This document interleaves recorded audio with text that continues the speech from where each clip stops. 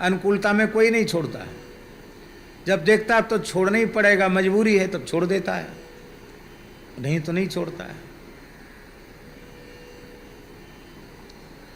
और कई बार ऐसी स्थिति होती है कि छोड़ना चाहता फिर भी नहीं छूटता है, ऐसा भी होता है। कहते गुरु चेला गंगा जी के किनारे खड़े थे, कंबल बहता जा रहा था।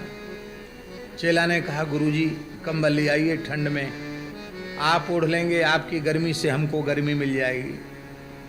नहीं बच्चा, गंगा जी बाढ़ पर हैं, इसमें जाना ठीक नहीं है।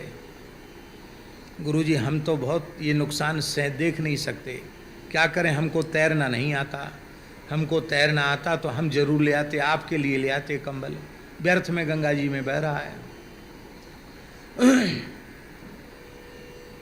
तो चेले ने गुरुजी को चढ़ा दिया। गुरुजी तैरना जानते थे, गुरुजी कूद गए। वो कंबल नहीं था, वो भालू था। तो जैसे ही उसको पकड़ा तो भालू ने उनको पकड़ लिया। अब डूबता हुआ तो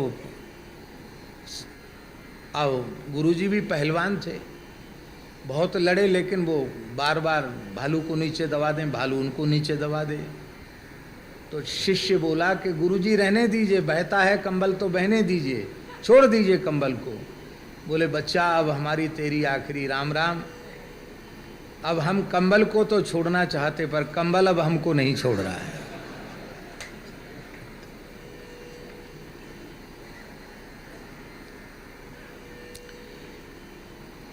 ये हंसाने के लिए नहीं है, संसार के लुभावने पदार्थ ऐसे ये भालू ही हैं, इनके ब्याहों में फंस करके छोड़ना चाहे तो भी नहीं छोड़ सकता है। बंबई में एक संत रहते थे, अब उनका शरीर नहीं होगा, बहुत पुरानी बात है। तो शायद सन 2001 की बात होगी, 2001 की या 2 की बात होगी, जो भी हो। तो लीलामाई सत्संग भवन है वृंदावन में, वहाँ कथा चल रही थी, 2 समय कथा होती थी। वो वृद्ध महात्मा थे, उन्होंने कथा सुनी तो बोले महाराज जी मैंने निर्णय कर लिया, बचपन में ही सन्यासी हो गए, लेकिन हमारा जीवन तो ऐसे ही चला गया। अब कथा सुनकर के बड़ा तीव्र वैराग्य हो रहा है, अब हम शेष जीवन आपके ही निकट व्यतीत करेंगे। हमने कहे तो बड़ी कृपा होगी आपकी, बच्चों को बड़े बूढ़ों का आश्रय चाहिए, आप वयोवृद्ध हैं, आप विराजें, पर प्रार्थना ये है कि अपने स्थान में सुख सुविधा का नितांत अभाव, उस समय था भी, टीन सेट पड़ा हुआ था, पुराना मंदिर था, क्योंकि टीन के नीचे पंखा बहुत तपता था, एसी वेसी की तो कल्पना ही नहीं थी। पंखा था उसको भी बंद करना पड़ता था, क्योंकि टीन के नीचे पंखा बहुत तपता था, लू फेंकता, तो उसको भी बंद करना पड़ता था, ऐसी हालत थी। हमने कहा महाराज जी आपके लायक स्वामी जी, व्यवस्था वहाँ नहीं है। अरे बोले नहीं, अब तो निश्चय कर लिया, कुछ भी हो, अटैच कमरा नहीं है। बोले नहीं, अटैच की ज़रूरत नहीं है। तो कथा पूरी हो गई तो उन्होंने कहा महाराज जी आप कल वहीं भिक्षा ग्रहण करें। हाँ जरूर, कल तो हम आएंगे, आप न कहते तो भी हम आएंगे। तो दोपहर का समय था और टीन सेट के नीचे बैठ के जैसे ही उन्होंने प्रसाद पाया, बेचारे पसीना से तरबतर हो गए। वहाँ से कुल्ला करके उठे, जगमोहन में बैठे, बोले अब हमको ऐसा कोई साधन बताओ कि हम बम्बई में रह के अपना कल्याण कर सकें।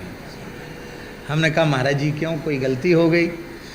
बोले गलती कुछ नहीं हुई, अब शरीर इतना सुविधाओं का आदी हो गया है कि मन में वैराग्य की वृत्ति होने पर भी, वृंदावन धाम वास की इच्छा होने पर भी, अब हम इस व्यवस्था में तो हम नहीं रह सकते।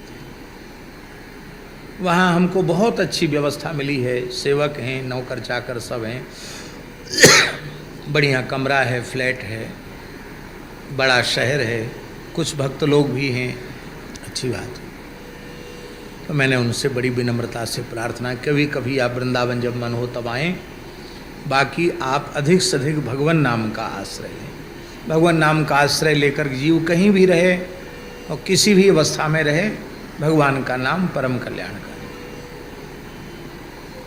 हम लोगों की स्थिति ऐसी ही, यह